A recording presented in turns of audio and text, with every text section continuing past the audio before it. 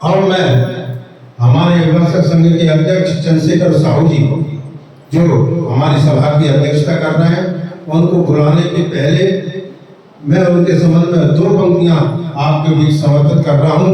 जो उनके भाव है और जैसा मैंने महसूस किया है वो आपके सामने रख रहा हूं।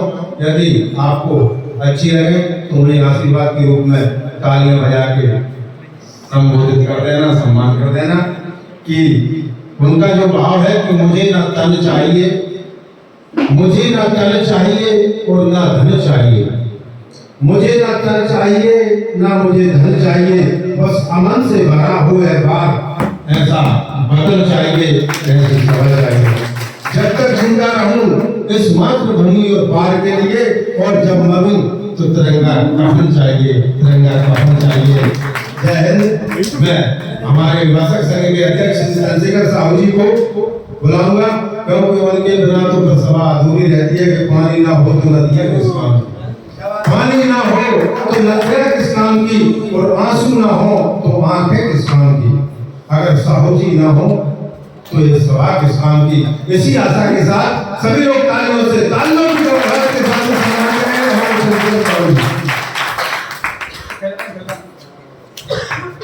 धन्यवाद सचिव महोदय। सर्वप्रथम मेरे साथ सभी लोग जय घोष करेंगे, वंदे मातरम, वंदे मातरम, वंदे मातरम। बंधुओं, आपने मुझे सम्मान दिया है, मैं इसके योग्य नहीं था। ये तो आपकी नजरें हैं कि आपने मुझे इस योग्य बना दिया है। हमारे कार्यक्रम को संचालित कर रहे, मेरे कंधे से कंधा मिलाकर चल रहे और मेरी बुराइयों पर पर्दा डाल रहे मेरे भाई आदरणीय रामनिवास सचिव जी को मेरा बहुत बहुत साधुवाद है और आभार है। बंधुओं, आज हमारी कार्यकारिणी ने ये बता दिया है कि ये विमर्शक संघ एक कंक्रीट है, उसे तोड़ना असंभव है। ये सारे बात है कि अभिभाषक संघ की मर्यादा पर कोई आंच नहीं आने देंगे। आपने जिस विश्वास के साथ इनके लिए चुना है वो उन्होंने आज साबित करके बता दिया है। इसके लिए मैं मेरी कार्यकारिणी के सभी सदस्यों को साधुवाद देता हूँ और बधाई देता हूँ। बंधुओं, हमारे कोषाध्यक्ष लोग मुझसे ऊर्जावान कहते हो, मुझे ऊर्जा इनसे मिलती है। हमारे राहुल मिश्रा जी, इनके पास में वो बोलते हैं पटाखे में आग लगा दो खराब हो जाए, बस इनको थोड़ा सा बता दो ये करना है, फिर इन्हें जाना है कि कैसे दौड़ना है, फटाफट काम करते हैं। और मैं नहीं मानता कि इनसे ज्यादा ऊर्जावान कोषाध्यक्ष में कोई बना होगा। अद्भुत ऊर्जा है इनमें, और ये ऊर्जा इनके संस्कार, इनके धर्म, इनके कर्म और इनके व्यवहार से प्रकट होता है। बंधुओं, हमारे बारे में क्रांतिकारी है हमारे बलिया जी। आज उन्होंने बताया कि मैं कहीं रहूं, मेरी विचारधारा क्रांतिकारी है और रहेगी। हमारे अभिभाषक संघ की कार्यकारिणी में हमारे 20 पार्षद जगत के छोटे लगे घाव करे गंभीर, आज उन्हें लगा लो और देख लो। हमारे कार्यकारिणी में हमारे प्रभात नारायण गोस्वामी जी, हमारे दांगी जी, हमारे कृष्ण मुरारी जी बहुत अध्यात्मिक व्यक्ति हैं। मैं इनके पास बैठ जाऊं तो बस मुझे कहते सत्संग करो, सत्संग रामायण को सुनाओ, महाभारत को सुनाओ। हमारी कार्यकारिणी में हमारे वृद्धा जी जिन्हें देख के हम गदगद हो जाते हैं। रोज सुबह पीपल का पेड़, मित्रों लगन क्या होती है। पीपल के पेड़ के 2 पत्ते लगाए थे जब कोई आई नहीं आया, सब हमारे इस बात की पुरानी लगी।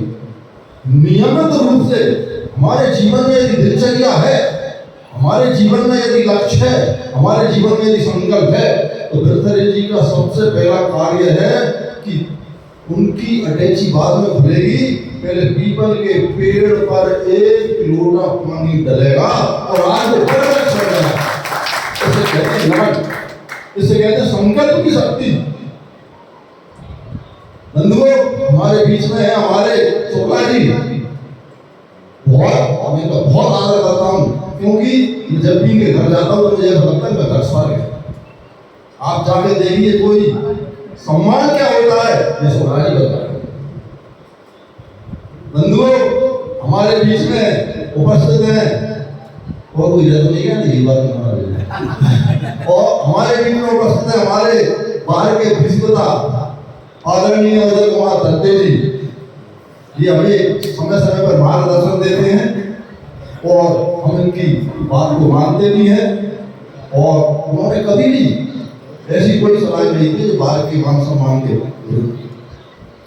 हमारे बीच में हमारे रामेश्वर भारद्वाज जी, इनके बारे में कहा जाता है कि इनके शरीर से तेज इनका दिमाग चलता है और ये कुछ सोच लेते हैं आज से 8 दिन बाद और 15 दिन बाद 1 महीने बाद क्या घटने वाला है।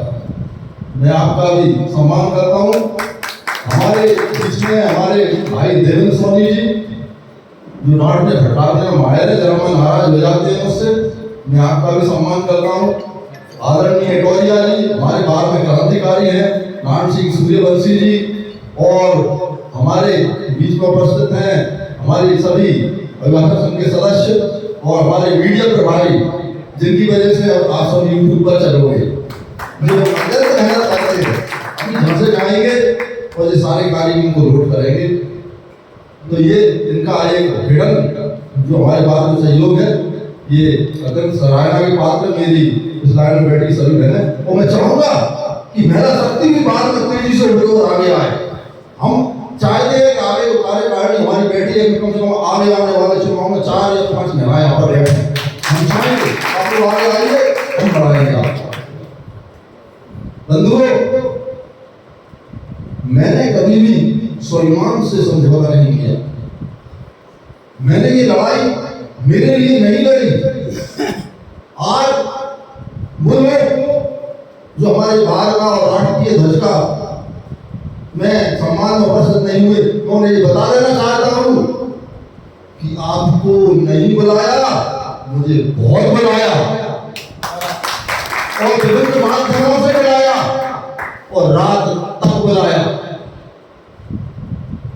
आप तो जरा सा कहने में चले गए, मैं मानने के लिए तैयार नहीं। मैंने कहा, हमारे सचिव महोदय से कहा कि देखो बार बेंच यदि ये गाड़ी के 2 पहिए है और एक एमआरएफ का टायर हो जाए और एक रिमोट हो जाए तो गाड़ी कैसे चलेगी।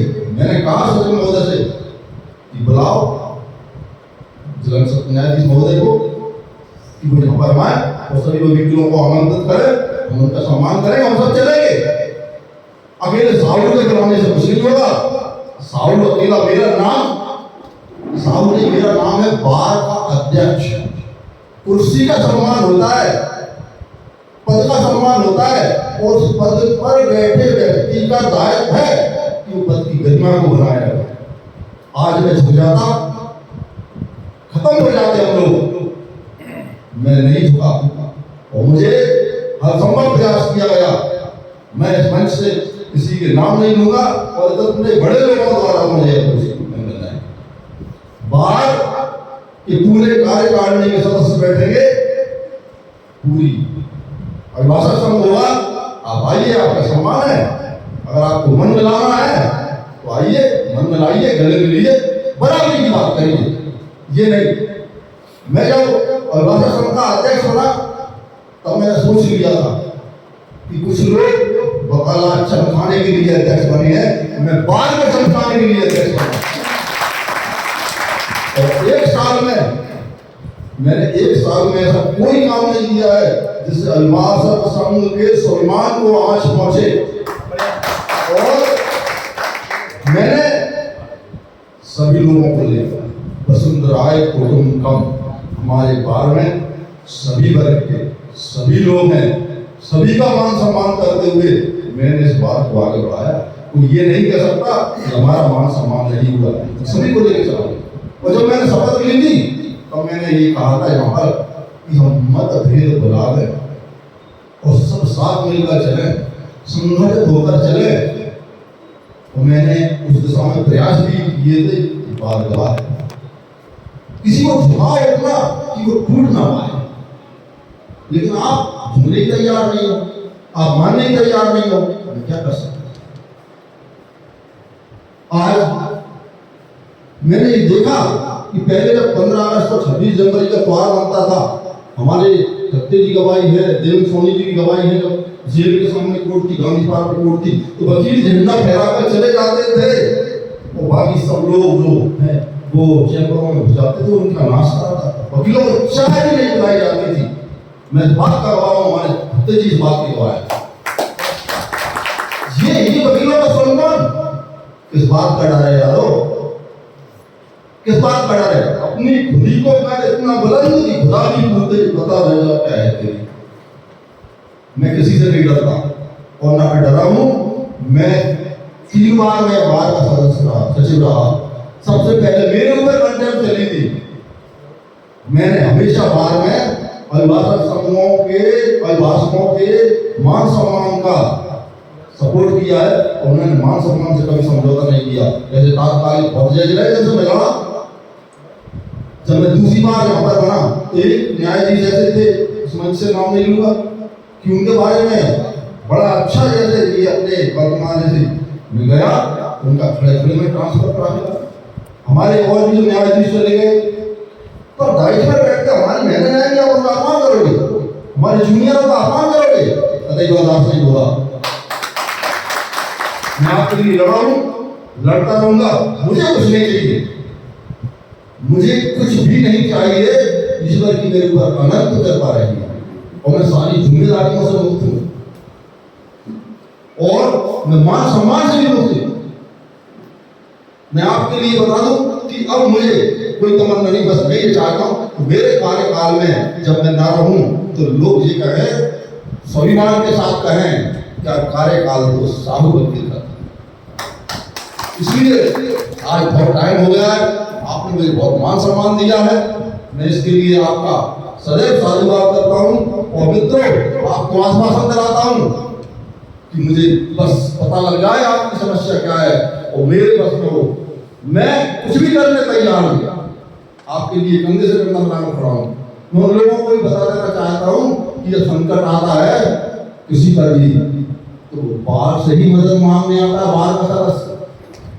ईश्वर ना करे कि कल आप पर संकट आए और आप यहाँ पर आकर कहो कि हमारी मदद करो, और आप लोग कहो कि आप कहाँ खड़े थे जब भारत के सम्मान की बात थी।